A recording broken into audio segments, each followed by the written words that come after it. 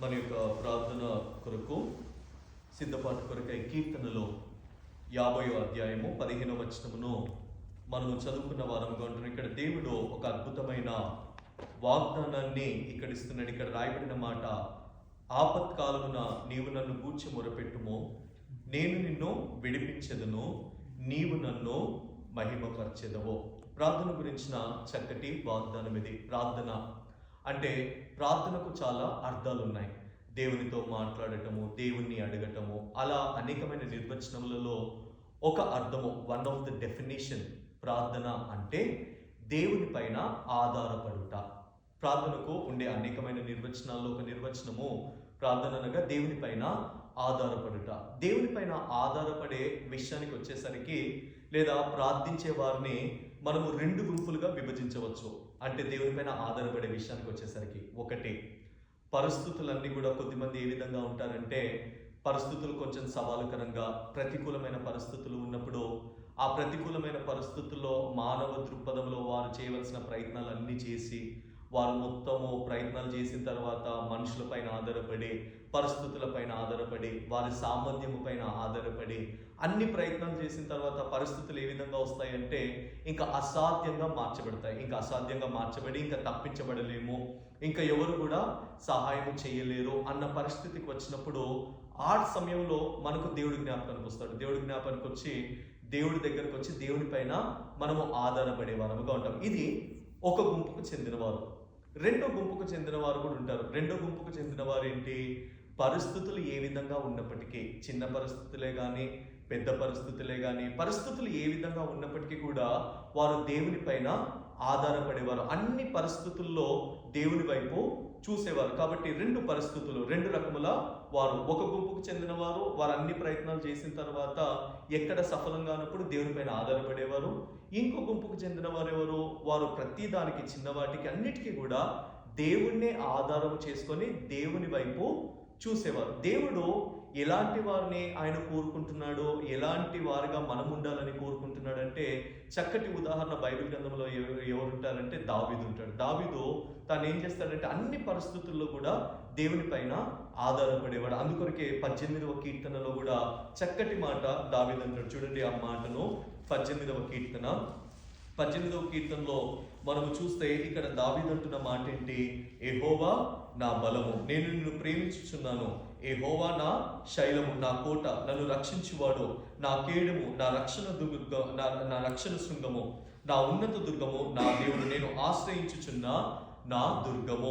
ఒక విశ్వాసి, దేవుని యందు ఉన్న ఒక విశ్వాసం, ఒక రక్షించబడిన వారి యొక్క వైఖరి లేదా వారు ఏ విధంగా ఉండాలి అంటే, ఈ 18వ అధ్యాయము మొదటి 2-3 వచనాల ప్రకారముగా ఎల్లప్పుడూ కూడా మనము దేవుని పైన ఆధారపడే వారముగా ఉండాలి. దేవుణ్ణే మనము బలముగా, శైలముగా చేసుకునే వారముగా మనం ఉండాలి. ఇక్కడ కీర్తనకారుడు అంటున్న మాట ఏంటి, ఆపత్కాలములో నీవు నన్ను గూర్చి మొరపెట్టుము. పరిస్థితులు ఏ విధంగా ఉన్నప్పటికీ కూడా, సవాలుకరమైన పరిస్థితుల్లో ఉన్నప్పుడు దేవుడిచ్చిన ఒక చక్కటి వాగ్దానము, ఆయన పైన ఆధారపడి ఆయన వైపు మనము చూసినప్పుడు దేవుడు మనకు విమోచనగా, మనల్ని విడిపించేవాడిగా ఉంటాడు. అందుకొరకే కీర్తనలు 121వ అధ్యాయంలో కూడా ఒక చక్కటి ప్రశ్న కీర్తనకారుడు తాను ఇక్కడ ఇస్తా ఉన్నాడు. ఏంటి ఆ ప్రశ్న? 121వ అధ్యాయము మొదటి వచనము, కొండల తట్టు నా కనులెత్తుచున్నాను, నాకు సహాయము ఎక్కడ నుండి వచ్చును.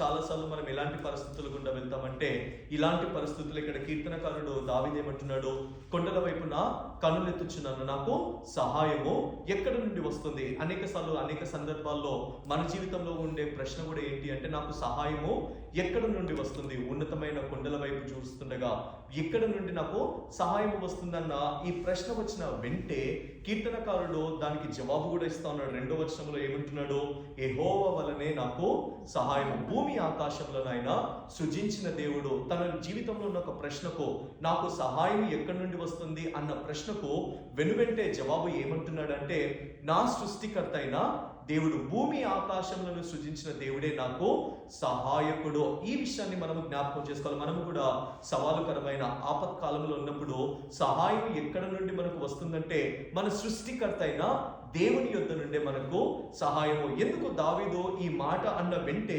తానేమంటున్నాడు? సృష్టికర్త అయిన దేవుడే నాకు సహాయం అన్న వెంటే తర్వాత వచనాలు చూస్తే తాను ఎంతో ఆదరించబడి ఇజ్రాయేలీయులను కాపాడు దేవుడు, కునుకడు నిద్రపోడు అన్న మాటను కూడా మనం చూస్తాం. సృష్టికర్త అయిన దేవుడు అని తాను జ్ఞాపకం చేసుకున్న వెంటే ఎందుకంత ఆదరించబడ్డాడు అని మనం గమనిస్తే, దేవుడు సృష్టిని సృజించిన విధానంలో ఆయన ప్రజలను ఏ విధంగా సహాయపడేవాడుగా ఉంటాడు, ఏ విధంగా ఆయన ప్రజలను నడిపించేవాడుగా ఉంటాడో అని ఈ సృష్టికర్త అయిన దేవుడు అన్న దాంట్లోనే జవాబు ఉంటుంది. ఏంటి? యేసుక్రీస్తు దేవుడు ఆయన సమస్తమైన సృష్టిని సృజించాలనుకున్నప్పుడు, మానవుని మొట్టమొదటిగా సృజించాలనుకున్నప్పుడు దేవుడు ఏం చేస్తుంటున్నాడు?